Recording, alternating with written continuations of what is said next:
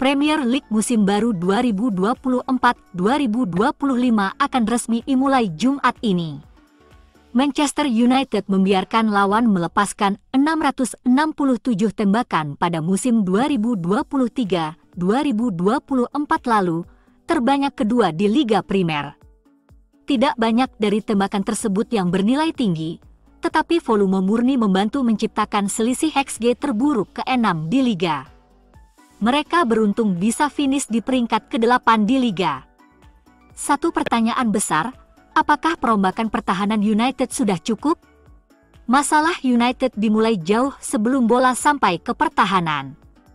Serangan MU sangat biasa-biasa saja, ke-9 dalam gol, begitu pula tekanan, ke-9 dalam turnover tinggi yang dipaksakan, dan permainan build-up-nya buruk, ketiga turnover tinggi yang dilakukan.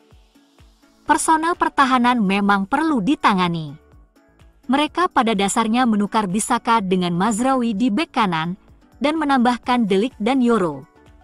De Ligt memiliki pengalaman baik dengan Erik ten Hag di Ajax dan dalam sistem dengan permainan build-up yang kokoh, dan umpan Yoro kuat untuk pemain berusia 18 tahun meskipun ia mengalami cedera di pramusim. Penambahan Zirkzee dapat membantu menekan lawan dan mencetak gol. Dan jika Community Shield menjadi indikasinya, gelandang bertahan Casemiro mungkin siap untuk bangkit kembali setelah musim 2023-2024 yang buruk. Kita lihat apakah itu cukup untuk mendorong United kembali ke papan atas klasemen. Manchester United memulai musim Liga Primer mereka di kandang sendiri untuk musim ke-8 berturut-turut. Setelah kekalahan mengecewakan di Community Shield, United akan berusaha mengawali musim mereka dengan gemilang saat melawan Fulham. Setan Merah memperkuat tim selama bursa transfer, mendatangkan Joshua Zirkzee dan Leny Yoro. Matthijs De Ligt dan Noussair Mazraoui dari Bayern Munich bergabung dengan mereka minggu ini. Meskipun telah mendatangkan banyak pemain hebat, United masih mencari gelandang.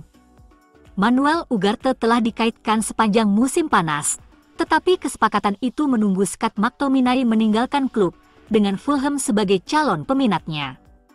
Fulham akan berusaha meningkatkan performa musim lalu. Meskipun kehilangan pemain utama mereka, Joao Palhinha, ke Bayern Munich. De Vitesse belum mendapatkan penggantinya. Sasa Lukic akan memulai pertandingan melawan United sebagai penggantinya. Emile Smith-Rowe masuk selama bursa transfer dan tampil gemilang selama pramusim, mencetak 2 gol dalam 2 pertandingan, tampil seperti pemain yang pernah ia mainkan di Arsenal selama musim 2021-2022. Pemain baru Yoro absen hingga November setelah mengalami patah tulang metatarsal saat tur pramusim Amerika. Pemain baru bisa tampil, namun pertandingan mungkin terlalu cepat bagi De Ligt dan Mazraoui untuk memulai.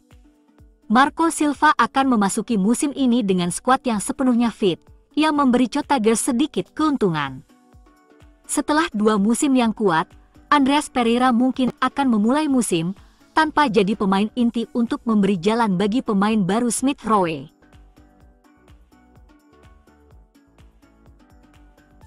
Enam alasan mengapa De Ligt menjadi pemain yang bisa mengubah permainan MU. Pertama, ia bek tengah yang tepat. Dengan hengkangnya Varane dan Martinez yang tidak lagi menjadi pemain yang paling dominan di udara, sangat penting bagi MU untuk merekrut bek udara yang kuat, dan De Ligt sangat cocok dengan peran itu. Kedua, tangguhnya sang bek dalam set piece. MU kesulitan memanfaatkan bola mati musim lalu. De Ligt adalah salah satu yang terbaik dalam memanfaatkan tendangan sudut dan tendangan bebas untuk mencetak gol. Ia berada di persentil ke-92 dan ke-84 untuk XG dan gol di antara bek tengah. Selain itu, De Ligt sangat mampu bertahan dari bola mati, menghalau bola, dan menghadapi penyerang yang paling fisik. Ketiga, dari sisi usia dan kepemimpinan. De Ligt baru saja berusia 25 tahun, memasuki tahun-tahun terbaiknya, dengan Ineos membangun proyek untuk masa depan. Pada usia 19 tahun, ia menjadi kapten Ajax di bawah asuhan Ten Hag. De Ligt memiliki pengalaman memenangkan gelar Liga di Belanda, Italia, dan Jerman, tidak hanya membawa pengalaman signifikan di usia muda tetapi juga mentalitas pemenang ke skuad MU. Keempat, kemampuan teknisnya.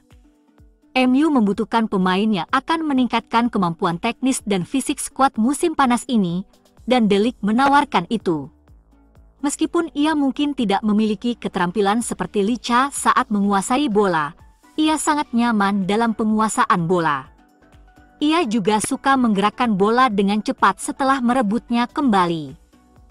Kelima, sistem Ten Hag. De Ligt pernah bermain di bawah Ten Hag sebelumnya di Ajax dan memahami sistemnya. IQ sepak bola De Ligt yang tinggi, antisipasi, dan pembacaan permainan akan melengkapi agresi Martinez. Selain itu, De Ligt nyaman dalam penguasaan bola, dan bersama Mazraoui, Shaw, dan Martinez, pembangunan pertahanan MU dari belakang seharusnya meningkat secara signifikan. Terakhir, ia sendiri yang ingin pindah. De Ligt merasa seperti rekrutan MU yang tepat. Pemain itu tampaknya ditakdirkan untuk MU pada tahun 2019. Banyak yang percaya ia menginginkan kepindahan itu, tetapi hubungan dengan Mino Raiola memperumit masalah. De Ligt sangat ingin bersatu kembali dengan Ten Hag dan mendorong kepindahan itu. 42 juta pound untuk bek tengah berusia 25 tahun yang telah memenangkan gelar Liga di 3 negara berbeda adalah tawaran yang menguntungkan. Fakta bahwa lebih dari 70.000 penggemar Bayern Munich menandatangani petisi untuk menghentikannya pergi menunjukkan banyak hal. Pada hari Rabu, Sport Witness meliput laporan dari Turki yang menyatakan Fenerbahce sedang mempertimbangkan apakah akan menerima tawaran terbaru Brighton untuk Ferdi Kadıoğlu. Dinyatakan bahwa tim Super League akan membuat keputusan pada hari Kamis, dan jurnalis Turki merasa seperti menunggu klub lain untuk mendatangkan bek kiri tersebut. Menurut klaim baru di media Turki, Manchester United kini telah mengajukan tawaran untuk bek tersebut. Media Sports hari ini melaporkan Manchester United akan bersaing dengan Brighton dalam perlombaan untuk merekrut Kadıoğlu, karena kedua klub ingin mendatangkan bek kiri di bursa transfer ini. Klub Old Trafford mengumumkan cedera baru pada Luke Shaw minggu ini, dan dengan absennya Tyrell Malacia, posisi tersebut menjadi kekurangan pemain. Diklaim bahwa Setan Merah telah menawarkan uang lebih banyak dalam pembayaran awal untuk pemain tersebut, tetapi tawaran Brighton lebih berharga jika memperhitungkan tambahan. Selanjutnya Fenerbahce harus membuat keputusan mengenai tawaran mana yang akan diterima, dan keputusan ini akan dibuat oleh Presiden klub Istanbul, Ali Koç. Dalam jangka panjang, Manchester United tertarik pada Milos Kerkez dan Ait Nouri, tetapi berpotensi akan melakukan kesepakatan pada musim panas mendatang. Penjaga gawang adalah posisi tersulit untuk ditembus dalam sepak bola modern.